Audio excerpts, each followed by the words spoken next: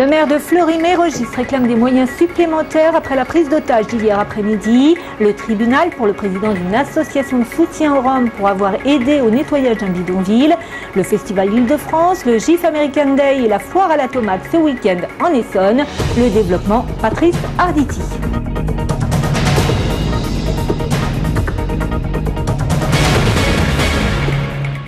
Bonsoir, bien entendu tout le monde se félicite de l'heureux dénouement de la prise d'otage d'hier après-midi à Fleury-Mérogis, ambiance néanmoins pesante, avec non loin du jeune homme qui retenait un psychologue des détenus lançant des projectiles depuis leur cellule, et puis l'intervention du GIGN, semble-t-il sans violence, et un preneur d'otage maîtrisé, il sera transféré dans un autre établissement. Audrey Coll a rencontré le maire de Fleury-Mérogis, pas du tout surpris de ces événements et qui multiplient depuis quelque temps les signaux d'alerte. C'est quelque chose qui, in fine, devait arriver. C'est dénoncé par les syndicats depuis plusieurs années. Je le dénonce depuis 2 ans. D'abord auprès de Michel Marie, je l'ai fait par courrier en demandant une table ronde avec les syndicats face à la surpopulation carcérale et à la baisse des effectifs. En 2009, c'était 140% de taux de suroccupation de la maison d'arrêt. Aujourd'hui, nous en sommes à 200%. Donc ni les agents sont en sécurité, ni les détenus eux-mêmes, comme le disent d'ailleurs une partie des syndicats.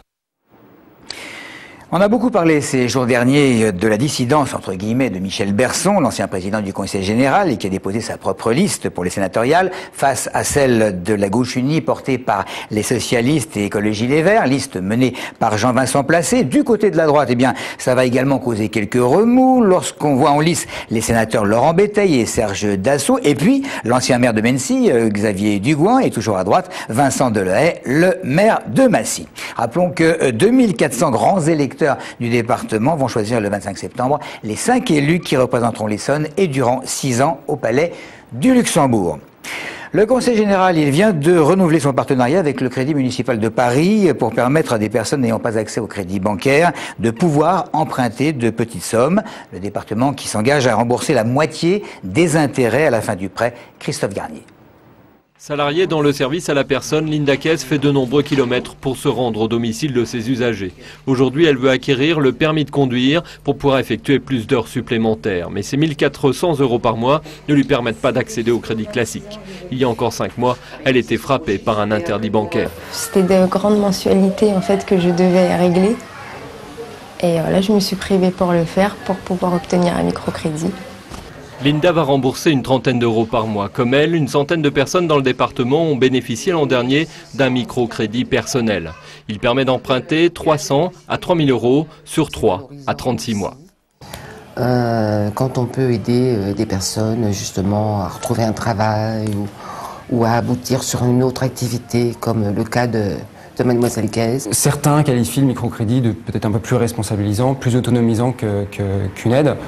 Nous, on considère que ça vient vraiment en complément de l'action sociale classique. Ça procède de l'idée que tout ce qui peut aider à l'autonomie des gens est quand même important. Et puis quand même, honnêtement, dans notre société, que les personnes n'aient pas le droit à l'accès bancaire, c'est quand même pas normal.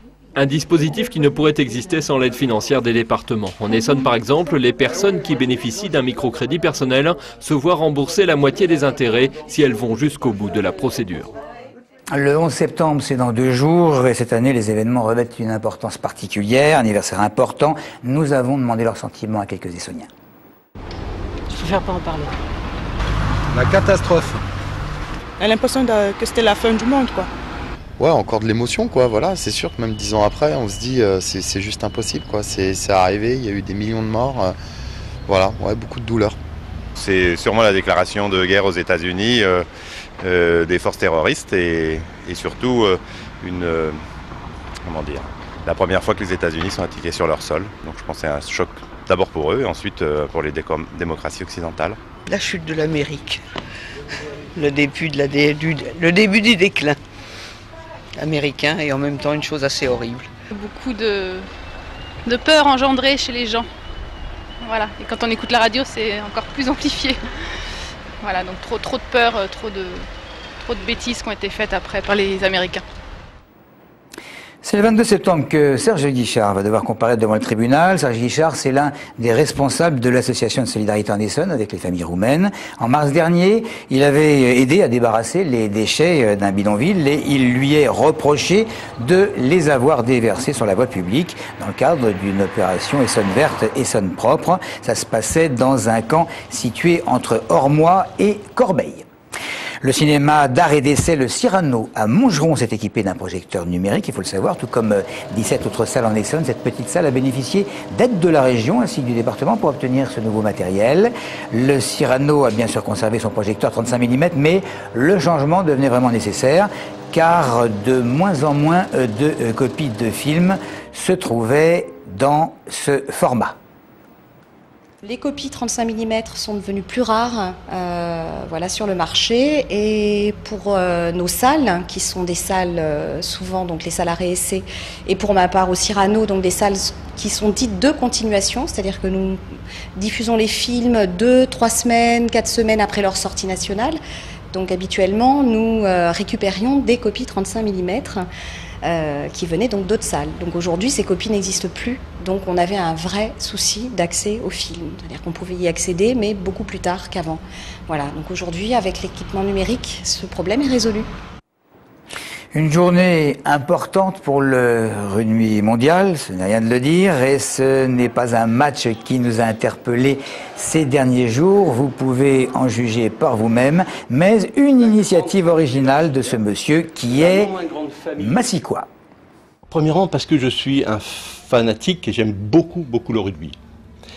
Deuxièmement, je suis dans le monde du vin depuis 88 et depuis, maintenant on va dire une dizaine d'années, tous les 4 ans, je propose ce type d'événement au niveau de mes ventes de vin. Parce que ces vins-là, ça fait une dizaine d'années que je les vends. Voilà, et ça pourra se boire à la foire, par exemple, comme chaque année, la foire à la tomate a lieu ce week-end à Montlhéry, 78e édition, association, commerçants, forains, tous s'installaient ce matin pour être prêts lors de l'inauguration de demain matin. Présentation de cette fête, Claire Colombel. Ce fruit, il ne faut pas s'attendre à en voir beaucoup ni à pouvoir en acheter sur les stands de la foire à la tomate ce week-end. Le nom a été choisi il y a une centaine d'années lors de la première fête et depuis il n'a pas été changé.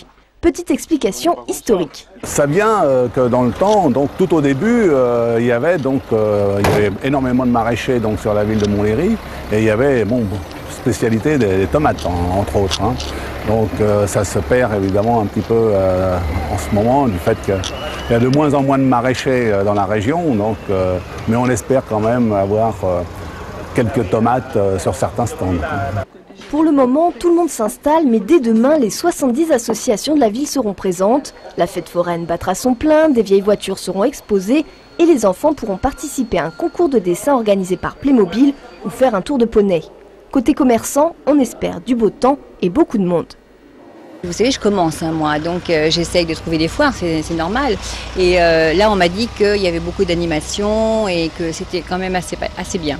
La seule chose qui n'est pas bien, aujourd'hui même jour, à Saint-Michel, il y a la fête aussi, donc ça va pas être bien pour tout le monde en fait. Demain matin, la foire sera inaugurée en présence de Nathalie Kosciusko-Morizet et des élus. Dès ce soir, les premières animations commencent avec une retraite au flambeau et une course cycliste. Samedi soir, ce sera le clou du spectacle avec un feu d'artifice. Enfin, sachez que le championnat de France Pro D2 de handball reprend également demain au centre omnisport de Massy. Massy qui va recevoir Angers. Voilà pour l'info. Merci de nous avoir suivis.